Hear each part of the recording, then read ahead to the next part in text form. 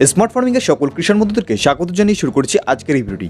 এবং আজকের এই ভিডিওটি আপনাদের জন্য খুবই গুরুত্বপূর্ণ হতে চলেছে, কেননা আজকের এই ভিডিওটিতে আমি আপনাদেরকে দেখাবো যে কীভাবে আপনারা যে কোনো সবজির মাচা তৈরি করবেন। হ্যাঁ বন্ধুরা, এবছর যদি আপনারা করলার চাষ করে থাকেন বা শশার চাষ করে থাকেন বা চিচিঙ্গার চাষ করে থাকেন, তাহলে কিন্তু অবশ্যই আপনাদের জন্য এই ভিডিওটি খুবই গুরুত্বপূর্ণ হতে চলেছে, কেননা আজকের এই ভিডিওটিতে আমি আপনাদেরকে দেখাবো যে কীভাবে আপনারা খুব দ্রুত এবং অল্প সময়ের মাধ্যমে আপনারা কম খরচে এই সুতো দিয়ে আপনারা এই মাচাগুলি তৈরি করবেন। তো বন্ধুরা, আজকের এই ভিডিওটি আপনারা দেখলে হয়তো বুঝতে পারবেন যে কীভাবে আপনারা এই মাচাগুলি তৈরি করবেন। তো চলুন আর বেশি কথা না বলে শুরু করা যাক আজকের এই ভিডিওটি। তো তার আগে ছোট্ট একটি রিকোয়েস্ট, আমার এই চ্যানেলে যদি নতুন থাকেন তাহলে অবশ্যই কিন্তু চ্যানেলটিকে সাবস্ক্রাইব করে পাশে থাকবেন এবং ভিডিওটি ভালো লাগলে অবশ্যই কিন্তু একটি লাইক করে পাশে থাকবেন। তো চলুন শুরু করা যাক আজকের এই ভিডিওটি।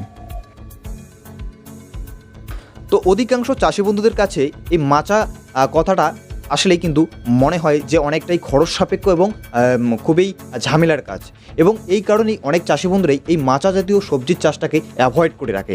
এবং এই মাচা জাতীয় সবজি চাষের কিন্তু মজাটাই আলাদা। দেখবেন সারা বছর করলা, চিচিঙ্গা, শশা, লাউ বা কুমড়োর এগুলোর রেট কিন্তু তুলনামূলক অনেকটাই হাই থাকে, এবং বিশেষ করে বর্ষাকালে।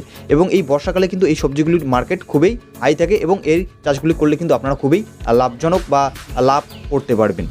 তো এই কারণে কিন্তু অনেক চাষি বন্ধুরাই এই চাষটাকে এড়িয়ে যায়, যে এই মাচা তৈরির কাজটা অনেকটাই ঝামেলা এবং খরচ সাপেক্ষ।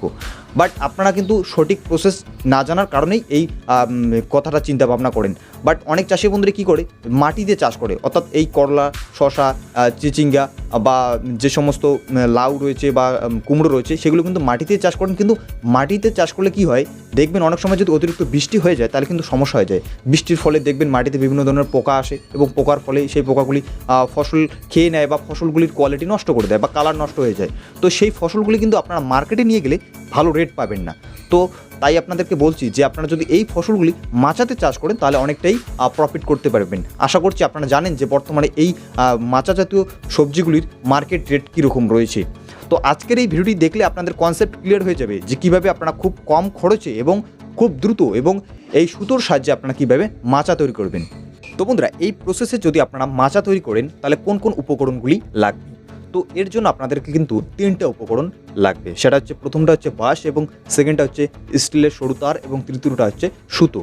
হ্যাঁ বন্ধুরা, এই 3টি উপকরণ যদি আপনারা জোগাড় করেন তাহলে কিন্তু অবশ্যই আপনারা খুব সহজে এই মাচাগুলি তৈরি করতে পারবেন। তো আজকে যে মাচাটির কথা বলবো সেটা হচ্ছে ফ্ল্যাট মাচার কথা বলবো। যেহেতু এখানে আমরা অর্থাৎ এই মাচার নিচে যেহেতু আমরা আলু চাষ করছিলাম, অর্থাৎ আলুর সঙ্গে করলা চাষ করেছিলাম এবং আলুর সঙ্গে চিচিঙ্গা চাষ করেছিলাম, তাই এই কারণে কিন্তু আমরা ফ্ল্যাট মাচাটাকে সবসময় রেফার করি। যেহেতু এর নিচে আমাদের সবসময় কাজ করতে লাগে, বা এর নিচে যেহেতু আমরা আলু হারভেস্ট করছি, তাই আমরা কিন্তু এখানে ফ্ল্যাট মাচা দিয়েছি।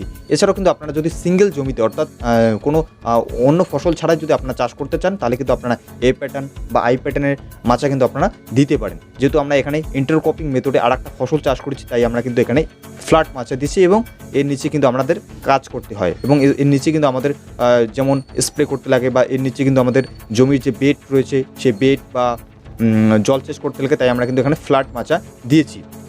তো আপনারা কিন্তু অন্য ধরনের মাচাও দিতে পারেন। তো এই মাচা তৈরি করার জন্য আপনাদের কি করতে হবে, জমির যে দৈর্ঘ্য বরাবর এবং প্রস্থ বরাবর চারদিকেই অর্থাৎ আপনাদের খুঁটি বসাতে লাগবে, এবং যে করলার লাইনগুলি রয়েছে সেই লাইনগুলির প্রত্যেকটাতেই আপনাদের কিন্তু খুঁটি বসাতে হবে। তো আশা করছি দেখতে পাচ্ছেন কীভাবে আমরা খুঁটিগুলি বসাচ্ছি, এবং খুঁটির যে দৈর্ঘ্য বরাবর রয়েছে সেই দৈর্ঘ্য বরাবর আপনারা সুতোগুলি বিছিয়ে রাখবেন, এবং যে প্রস্থ বরাবর রয়েছে সেই প্রস্থ বরাবর আপনারা জমিতে যে করলার যে লাইনগুলি রয়েছে সেগুলিতে আপনারা কিন্তু এই যে স্টিলের যে তারটা রয়েছে সেই স্টিলের তারটা আপনারা কিন্তু সাপোর্ট দিয়ে রাখবেন, এবং এই স্টিলের তারটা দুই সাইডের যে খুঁটি রয়েছে সেই দুই সাইডের খুঁটির মধ্যে আপনারা কিন্তু পেঁচিয়ে রাখবেন, এবং এই তারটার উপরে সুতোগুলো বিছিয়ে দেবেন। এবং সুতোগুলো বিছিয়ে দিলে কী হবে, এই তারটার উপর ভর করে থাকবে, এবং যেহেতু স্টিলের তারটা দুটি খুঁটির সাইডে যেহেতু রয়েছে এবং সেখানে কিন্তু সাপোর্ট নিয়ে থাকবে, এবং খুব সহজেই আপনারা কিন্তু এই মাচা থেকে আপনারা যে কোনো ফসল আপনারা তুলতে পারবেন।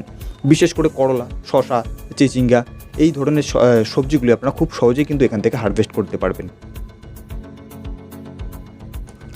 তো আমার প্রিয় কৃষক বন্ধুরা, কেমন লাগলো আজকের এই ভিডিওটি অবশ্যই কিন্তু কমেন্টে জানাবেন, এবং ভিডিওটি ভালো লাগলে অবশ্যই এক লাইক করতে ভুলবেন না, এবং আপনাদের অন্যান্য কৃষক বন্ধুদের মাঝে ভিডিওটিকে প্রচুর পরিমাণে শেয়ার করে দিয়ে তাদেরকেও দেখার সুযোগ করে দেন। তো বন্ধুরা, আজকে এই পর্যন্তই। পরবর্তীতে আবারও কোনো নতুন টপিক নিয়ে খুব শীঘ্রই ফিরে আসি। ততক্ষণে ভালো থাকবেন, সুস্থ থাকবেন, এবং আমাদের এই স্মার্ট ফার্মিং আইডিয়াস ইউটিউব চ্যানেলের সঙ্গে সদা সর্বদা জুড়ে থাকবেন। ধন্যবাদ।